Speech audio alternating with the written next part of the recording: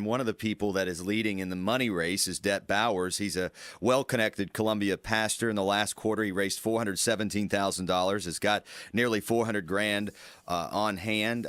Quite a resume. Graduated Phi Beta Kappa government degree from Wofford College. Received his law degree from University of South Carolina. Masters of Divinity from Columbia International University. Practiced law for 20 years. Involved in real estate development, agribusiness, outdoor advertising, and insurance. And he's been in Christian ministry in the past 20 years, for which he's invested.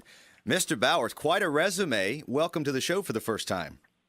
Bryan, it's great to be on your show, and thank you for allowing me to be with you this morning. We're going to talk about the issues, kind of go down the list. You got a great website, and bowersforsc.com, and that pretty well tells the story. I just kind of want to go down your items one by one, and let's talk about what you would do differently than Senator Graham, and maybe some of the things that you see that Senator Graham we ought to be thinking about as we go to the polls in June. First of all, the budget.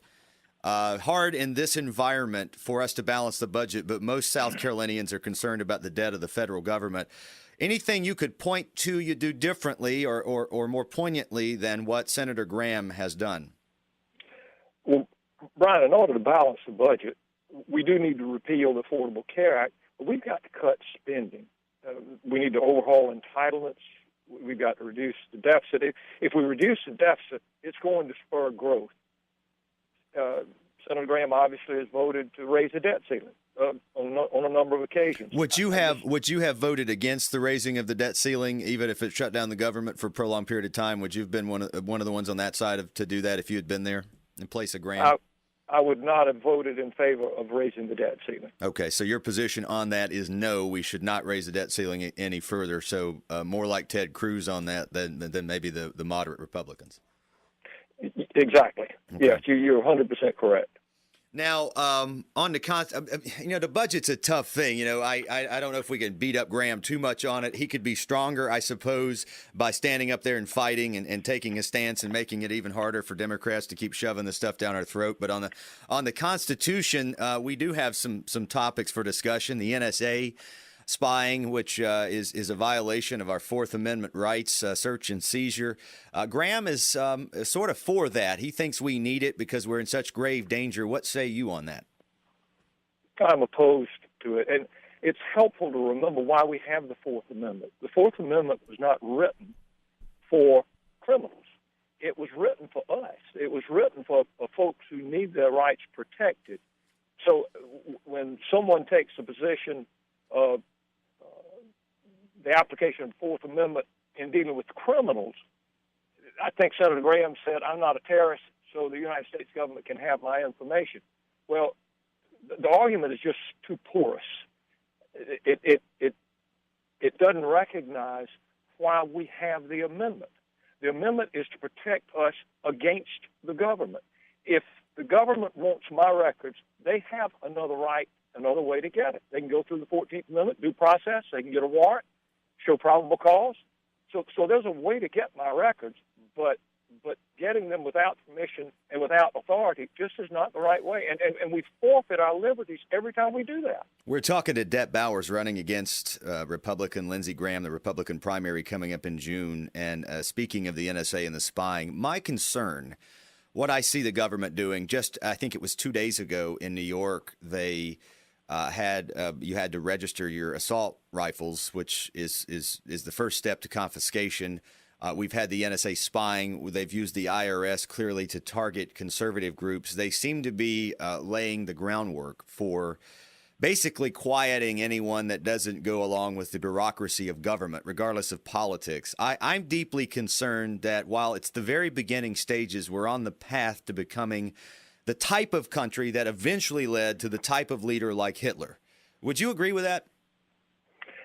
I believe if we continue to give up our rights, what we're going to find is that those of us who are givers rather than takers are not going to have anything else to give. Now, when that occurs, the takers are going to take whatever's left. And that's something that's just not affordable in any society, but particularly in ours, because if you continue to push the people who are the producers in a society, you're disincentivizing them.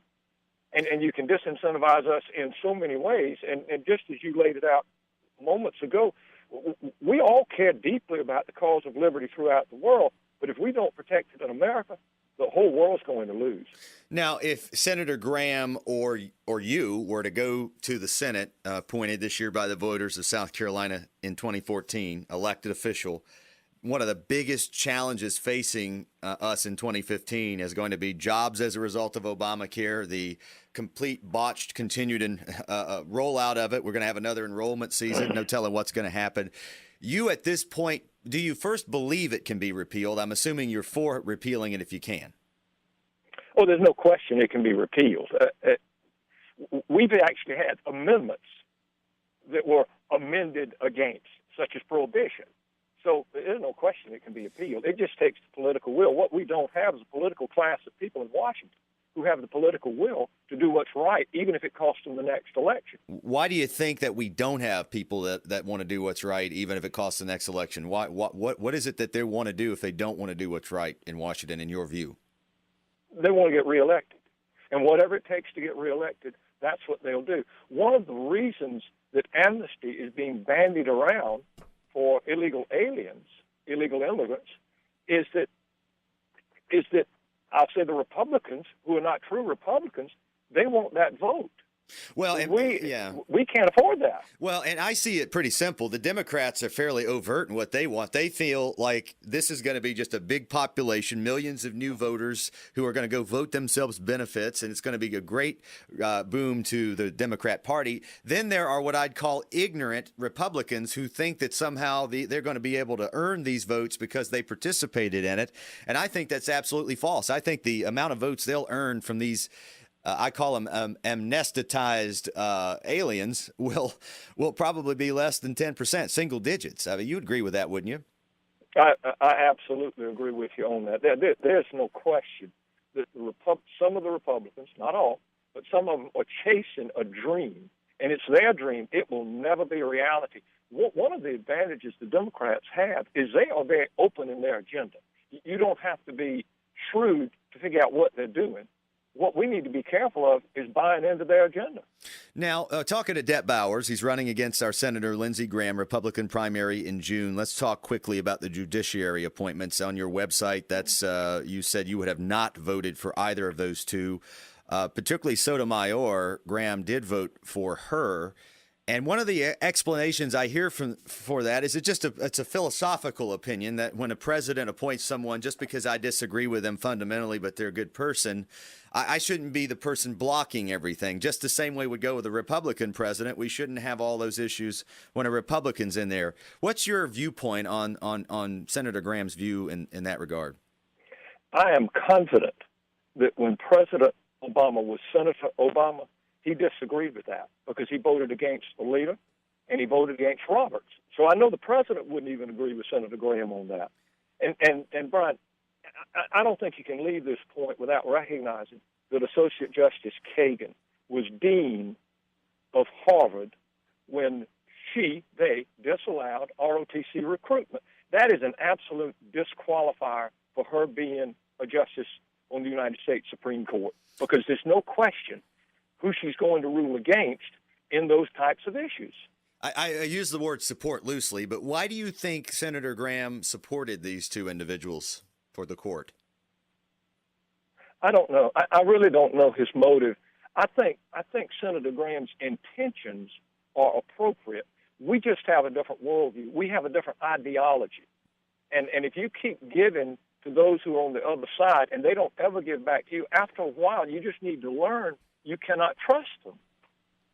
All right, so we've got Det Bowers on the phone running against Lindsey Graham, Bryan Crabtree Show. This is WQSC 1340 AM 950 The Voice. It's 844. We've talked about the judiciary appointments. Many people agree with you and I on that. We're upset at Graham's position on it. We've been upset at Lindsey Graham's position on not defending on the deficit issues, the debt ceiling. We agreed. Amnesty, that was what, I had a long time been a supporter of Graham. That's the point where he sort of lost me, although I'm kind of in the middle. I got to admit, because of the following issue. This is the one that, and I saw him speak at the Citadel Free Enterprise Awards dinner, introducing Ted Cruz just a couple of evenings ago, and he brought it home pretty good. One thing he's strong on is the military. He gets it. He understands it. He even had, I quoted him as something he said. He says, we've got to keep those bastards over there instead of letting them come over here. And if they'd had their way September 11th, 2001, there'd be 3 million dead, not 3,000, because all that's keeping us from having them get weapons of mass destruction is a weaker military and weaker intelligence. It seems the president is driving in that direction. It seems Chuck Hagel, our Secretary of Defense, is driving in that direction. It seems Lindsey Graham's on the right side of that issue. Det Bowers, what say you on that? What do you think on our current senator and anything you do differently? Well, first of all, I would not use the same language that Senator Graham uses. Being a pastor, I didn't think you would, yeah. I think that is opprobrious, and I think it brings the whole culture down. So I just weigh in there real quick. Sure, absolutely. I think the president is attempting to lead from behind. He is dilatory. He does not take the first step forward. And much of what's going on over there is foreseen. It did not occur, Bryan, in the last 60 days or 90 days. It's occurred over the last 6 years of poor leadership from every perspective. And we've seen it from the administration. And if you cooperate with the administration, you become associated with them, and that poor leadership falls right on down into your lap. So it's my understanding that Senator Graham has voted with the president on a significant number of issues, perhaps the majority of the time. I would not have been in that same court. Let's talk about your fundraising. You've done well in the last quarter. I've often said, and many others agree with me, that it's a race to $1 million. An opponent who can raise $1 million, put it in the bank for this campaign, has a real shot at being number two, realistically being number two for the primary in June, and then pushing Graham to a runoff, in which case the money could really pour in. What would you attribute to the great fundraising success you had in the first quarter of this year? You know, Bryan, I was in business, practice law for 20 years, and in the last 20 years I've been in ministry. And when I moved out of the practice of law and being involved in small businesses into the ministry, I gave up a lot of folks who could have helped a lot financially. The folks who have come into our campaign and contributed, they're people who are not involved in the political process. They vote, but they are the vast preponderance of them. They have never given to a political campaign. 96% of our contributions came from South Carolina. Wow. It is overwhelming. I am humbled by the commitment throughout the state to move this state forward, not by politicos, but by people who just have a heart for America and a heart for South Carolina. I got to admit, I just got to admit, I'd written you off a little bit. Other than I thought Bright was doing well. It looks like he might even fall out of the race. Some stuff floating around there about him right now. Very weak on fundraising. Kind of a shocker there. Nancy Mace has done okay. Has been a little bit weak on some of the issues, getting better at it. But you really you hit the radar screen as probably the top contender right now just by fundraising alone, because that's really what it takes to get your message out. Unfortunately, it takes money. And I've said to people that's kind of how they have to get involved in politics, whether you're really convicted about a South Carolina position that we're elected.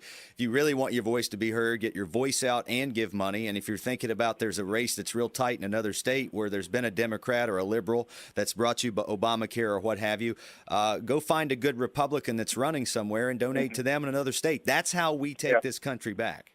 You're right, Bryan. You are exactly right. And I say this to your listeners, but I say it to people all over America. You find those pragmatic, conservative, reasonable Republicans, and you go out and support them. Don't just support them with lip service. Don't just take the bumper sticker. Write them a check. It can be $10. It can be $1,000. It can be $5,200. But write the check. That not only encourages a candidate, but it shouts out to the world, this is a man we need in that post. And we'll see our kind of folks get elected. That's right. Bowers for SC.com. We appreciate you joining us. Det Bowers from Columbia. We'll have you back, hopefully, and we wish you luck in the campaign.